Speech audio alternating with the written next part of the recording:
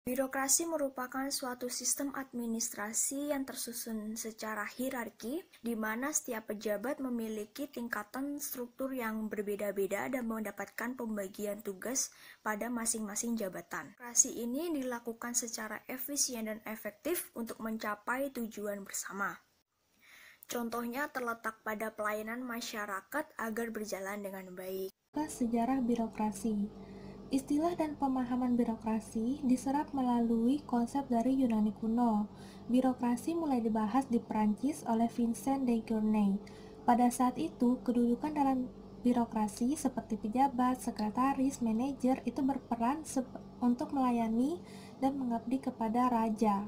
Di Prancis, tonggak pembaharuan konsep birokrasi terdapat dalam karya de Gournay.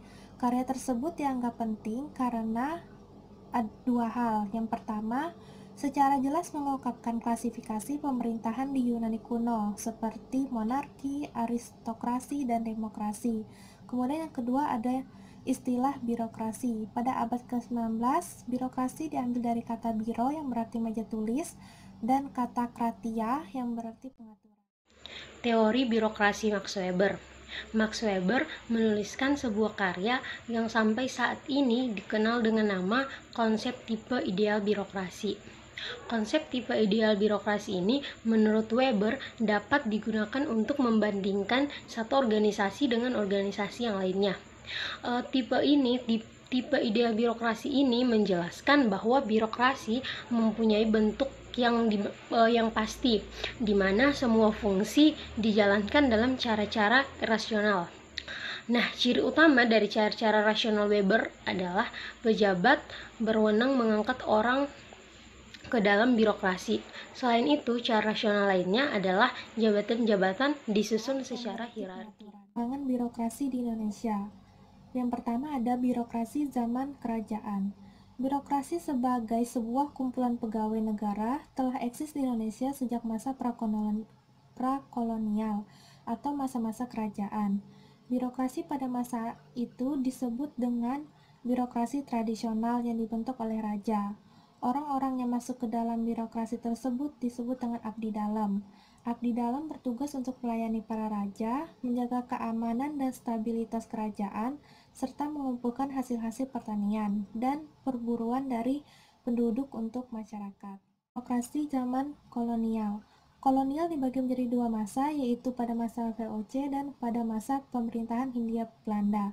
Pada masa VOC, birokrasi mulai berubah dengan menitik beratkan pada kepentingan ekonomi. Dan pada masa Hindia Belanda, para penguasa tidak hanya ingin menguasai di bidang ekonomi, akan tetapi juga ingin menguasai di bidang politik, sehingga pada saat itu birokrasi yang berhubungan sama kerajaan itu dihapuskan dan birokrasi terpusat di VOC dan pemerintahan Hindia Belanda. Yang ketiga, birokrasi di masa Orde Lama. Pada masa Orde Lama ini, birokrasi belum terfokuskan kepada kepentingan publik.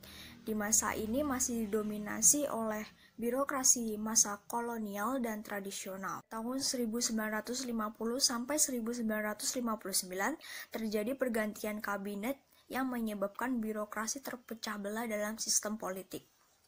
Pada masa ini, partai politik mendominasi sistem pemerintahan, sehingga menyebabkan kebijakan birokrasi pemerintah lebih condong kepada kepentingan kelompok daripada kepentingan seluruh masyarakat Indonesia. Yang keempat, ada birokrasi zaman Orde Baru, di mana pada masa ini birokrasi menerapkan konsep dan sistem secara modern, di mana diterapkan sistem birokrasi dengan struktur susunan secara hierarki dan perluasan wewenang. Tentunya dalam suatu hierarki terdapat tingkatan-tingkatan. Pada sistem birokrasi ini, tingkatan pertama diduduki oleh presiden dan para menterinya. Pada tingkat tengah diisi oleh lembaga provinsi pemerintah daerah tingkat 1 yang dipimpin oleh gubernur, dan pada tingkat kedua diisi oleh lembaga kebijakan birokrasi pemerintah kabupaten dan kota madya. Dan tingkatan ini berlanjut seterusnya hingga tingkatan desa yang dipimpin oleh kepala desa. Jadi bisa disimpulkan bahwa birokrasi di zaman Orde Baru ini membagikan wewenang pada tiap-tiap pimpinan daerah sesuai dengan tingkatan hierarkinya. Yang kelima, Birokrasi zaman reformasi.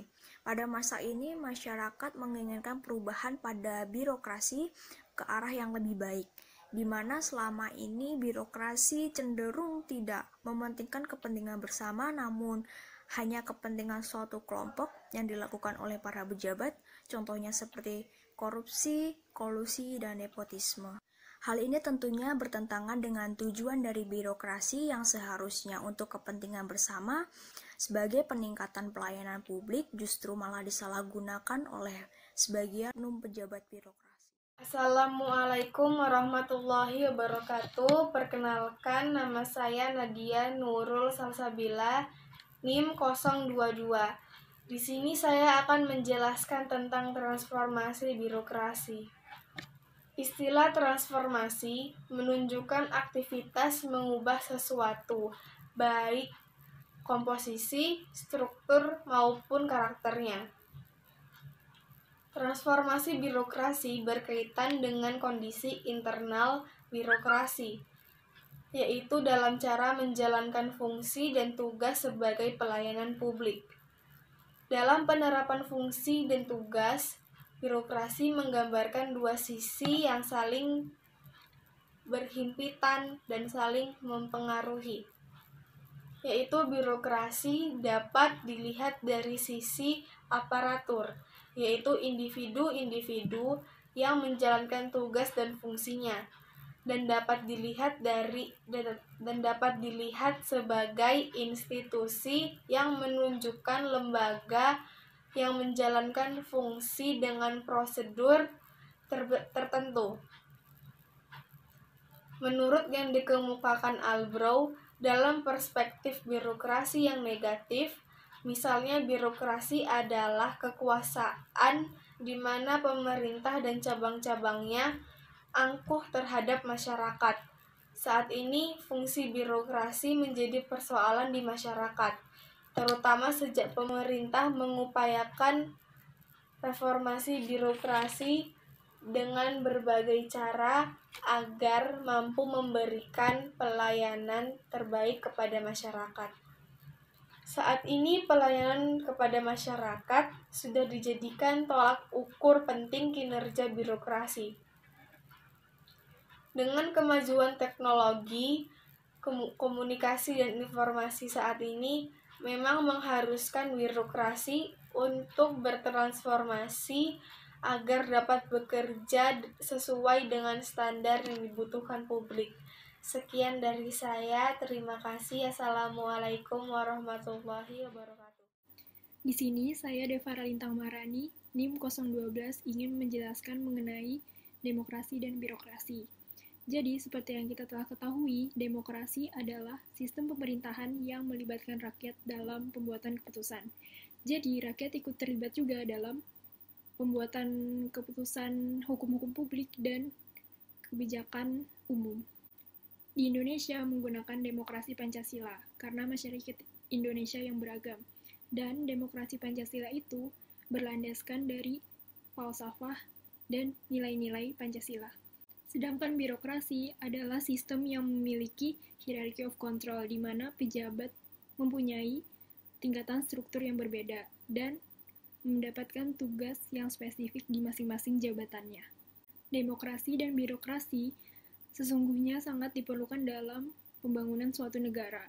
Tetapi, semakin tinggi demokrasi, maka akan semakin rendah birokrasi. Dan semakin kuat birokrasi, maka akan semakin lemah demokrasi. Dan birokrasi lebih terkesan otoriter. Di Indonesia, contoh bentuk birokrasi dapat kita temui pada era Presiden Soeharto, di mana pada sistem pemerintahannya lebih didominasi oleh militer. Dan pada saat itu, masyarakat tidak bisa menyampaikan aspirasinya secara bebas. Mengkritik pemerintah pun dijatuhi hukuman. Contoh nyata terdapat dalam kasus Wiji Tukul yang menghilang akibat sarkasme terhadap pemerintahan Soeharto melalui karya seninya. Selain itu, PNS juga pada saat itu diwajibkan untuk memilih Partai Golkar karena jika tidak memilih, mereka akan terancam dipecat dari jabatannya atas tuduhan tidak loyal terhadap pemerintah. Sedangkan pada demokrasi Pancasila, contohnya seperti masyarakat mematuhi undang-undang yang berlaku dan mengawasi pemerintah melalui berbagai kebijakan dan juga mengkaji pelaksanaannya bagaimana. Namun, saat ini demokrasi Pancasila sangat bertolak belakang dengan tujuan pada awalnya.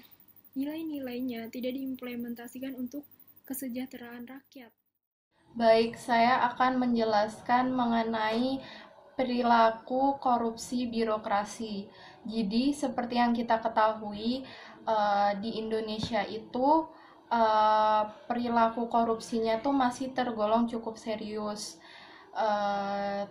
Terus, seperti yang kalian tahu, kita tuh udah mengenal perilaku korupsi itu sejak masa Orde Lama hingga Orde Baru. Habis itu, contoh dari perilaku korupsi itu ada salah satunya tuh ada penyogokan. Nah, seperti yang kalian tahu, masyarakat Indonesia itu suka sesuatu yang cepat dan efisien, sehingga ketika mereka mengurus sesuatu itu mereka lebih memilih lewat jalur belakang dengan memberi sesuatu untuk pegawai yang bekerja dalam birokrasi tersebut, atau mempunyai kenalan di dalam ranah tersebut, dalam bidang birokrasi tersebut. Habis itu seperti yang kita tahu juga, itu hal tersebut itu kan nggak baik ya, sehingga tuh banyak dampak yang terjadi. Nah, salah satunya itu hilangnya modal finansial. Nah, seperti yang kita tahu kan, itu bisa berdampak pada pengurangan kas negara ya, sehingga sesuatu yang sudah direncanakan pemerintah itu harus segera diubah kembali karena hal tersebut. Nah, dengan begitu tingkat efisiensinya tuh berkurang kan. Terus sebagai gantinya tuh dananya tuh juga nggak bisa dialokasikan demi kesejahteraan rakyatnya. Nah, terus saya akan menjelaskan korupsi. Jadi korupsi itu kan dibagi jadi dua bagian ya. Yang pertama tuh ada internal sama eksternal. Nah, kalau yang internal itu biasanya orang dalamnya itu menggunakan korupsi itu dengan semena-mena. Jadi kadang tuh ada oknum-oknum yang nggak bertanggung jawab, terus ya udah dibiarin aja. Sedangkan kalau eksternal itu lebih kayak ke masyarakatnya. Nah, seperti yang saya jelasin tadi, itu masyarakatnya lebih memilih cara yang belakang dibanding bersusah payah dalam mengikuti prosedur yangnya. Nah, terus saya akan menjelaskan korupsi. Jadi korupsi itu kan dibagi jadi dua bagian ya. Yang pertama tuh ada internal sama eksternal. Nah, kalau yang internal itu biasanya orang dalamnya itu menggunakan korupsi itu dengan semena-mena. Jadi kadang tuh ada oknum-oknum yang nggak bertanggung jawab, terus ya udah dibiarin aja. Sedangkan kalau eksternal itu lebih kayak ke masyarakatnya. Nah, seperti yang saya jelasin tadi, itu masyarakatnya lebih memilih cara yang belakang dibanding bersusah payah dalam mengikuti prosedur yang ada. Ya, seperti yang kita tahu tuh, birokrasi itu kan caranya tuh dalam penanganannya tuh lama ya, terus kayak kurang efisien, berkelit gitu loh. Jadi kayak ya masyarakat nggak mau, malah mencari cara yang cepat dan efisien. Habis itu Em, oh ya, abis itu cara mencegah hal tersebut itu biar nggak terjadi itu, kita tuh harus menguatkan sistem internal maupun eksternal dalam birokrasi tersebut. Nah, terus peraturan-peraturan yang ada tuh lebih diperketat lagi. Terus kita tuh juga paling tidak ngasih sanksi atau enggak reward buat pegawai yang reward tuh untuk pegawai yang baik dalam bekerjanya. Terus kalau sanksi itu ya yang males-malesan kayak gitu, biar pekerjanya itu ya lebih giat bekerjanya sama yang nggak males-malesan, terus kayak nggak setengah-setengah kalau ngerjain gitu sih. Jadi ya harus ada cara pencegahannya dalam birokrasi tersebut. Tanggung jawab politik moral. Pada intinya, korupsi adalah sebuah perwujudan dari dorongan untuk mendapatkan sesuatu dengan metode pencurian maupun penipuan.